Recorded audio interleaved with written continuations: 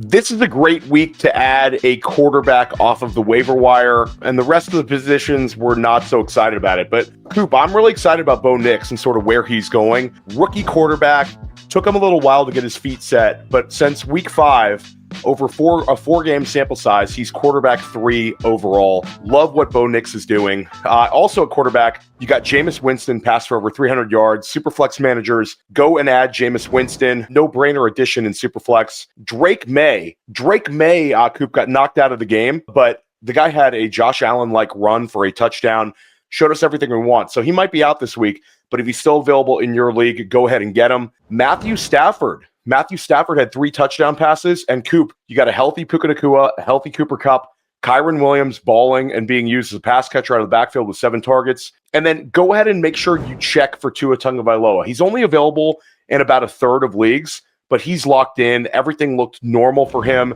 There was no signs of ramping back up. Tua is completely back.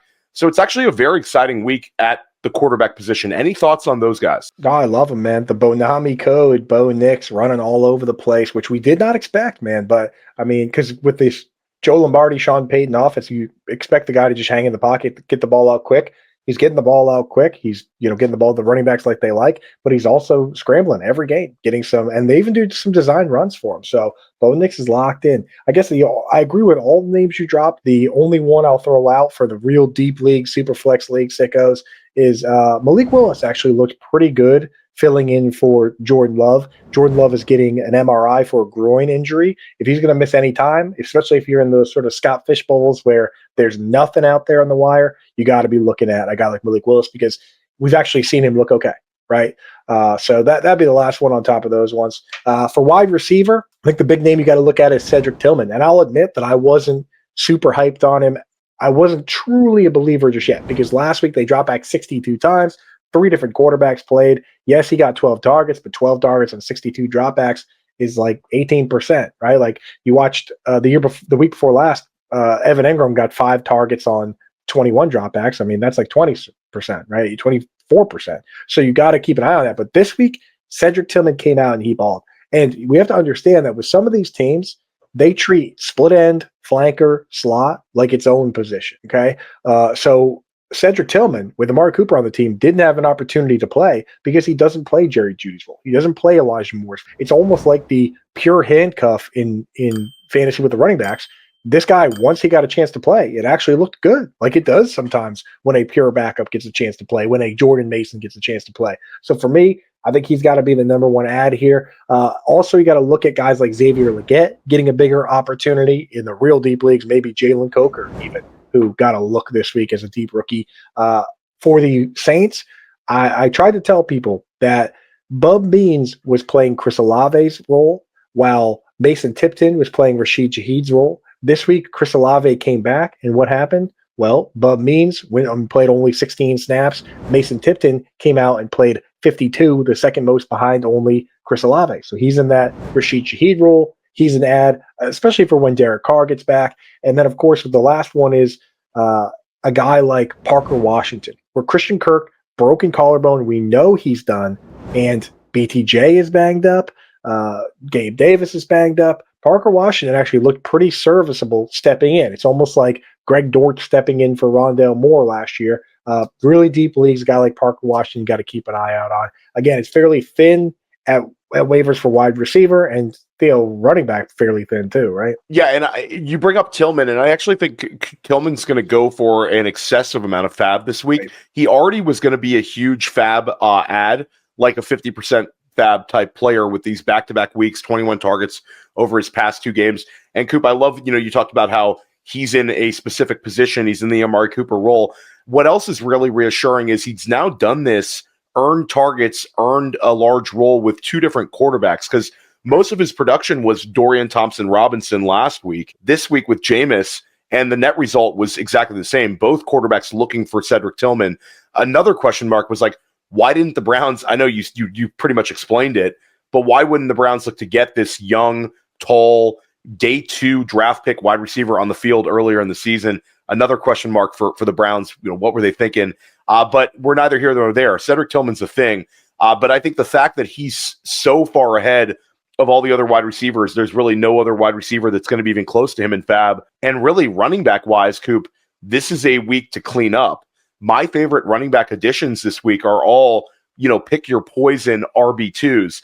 I guess if I'm looking for a player who I could put in my lineup in an emergency situation this particular week, it would be Tyler Algier, because Tyler Algier had 12 carries again. It's a plus offense in Atlanta, but really with Tyler Algier, we're talking about a contingent upside player, as are the rest of the guys I'm going to recommend. Ray Davis, we already saw what he could do when James Cook is out.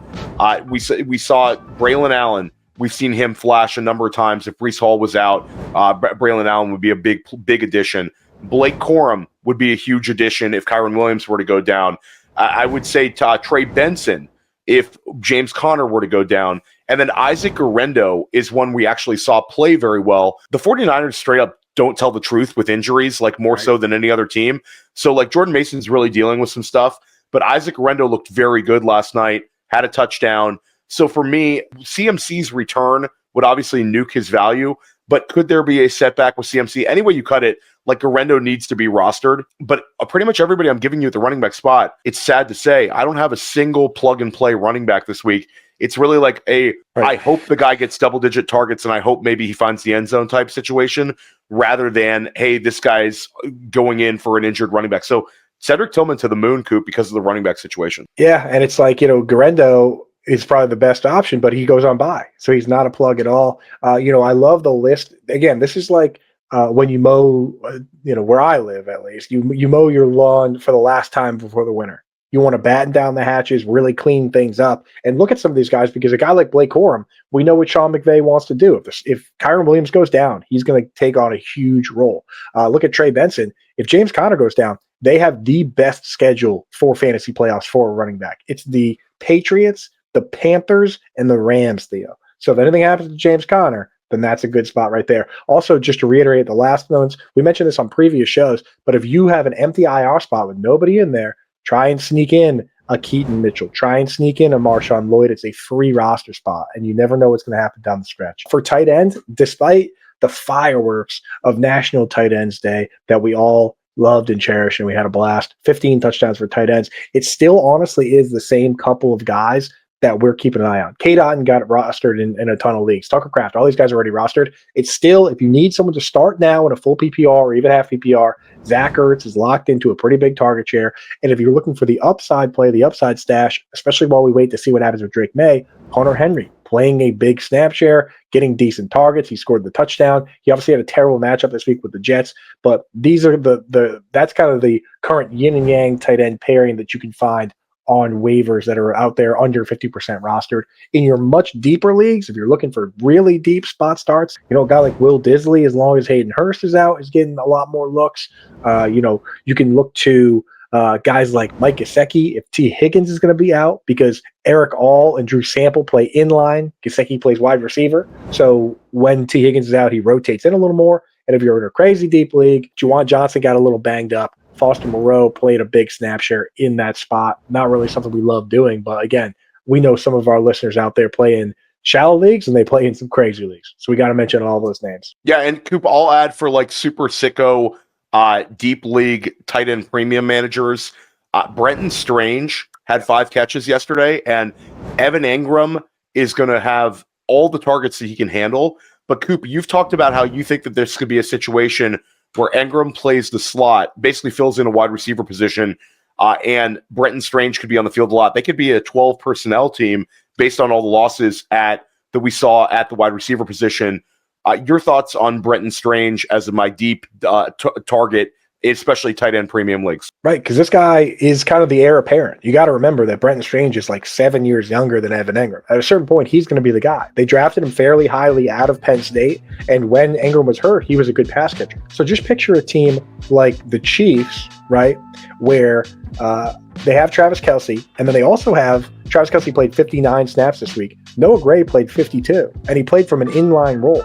Now picture if you have the Chiefs, but instead of Noah Gray, you have somebody like Pat Freiermuth or Hunter Henry that's actually a good pass-catching tight end in that inline role. And now picture all the wide receivers getting, because that's basically what happened this week with the Jaguars, right? Christian Kirk is done. So Evan Engram is going to be the slot guy moving forward. Brian Thomas Jr. banged up. Gabe Davis banged up, right? So the same situation that applies to the targets for all those wide receivers can trickle down. And this guy can now be, it could be a discounted version of Zach Ertz and Dallas Goedert with the Eagles, where, there's a real possibility where if all these wide receivers are hurt, maybe those are the two best pass catchers and most reliable pass catchers on the team. So in those deeper leagues, definitely something to consider. Yeah, for sure. And if anybody in your league cuts Jalen McMillan, I would definitely consider picking him up, Coop, because guy was on the field 80+%.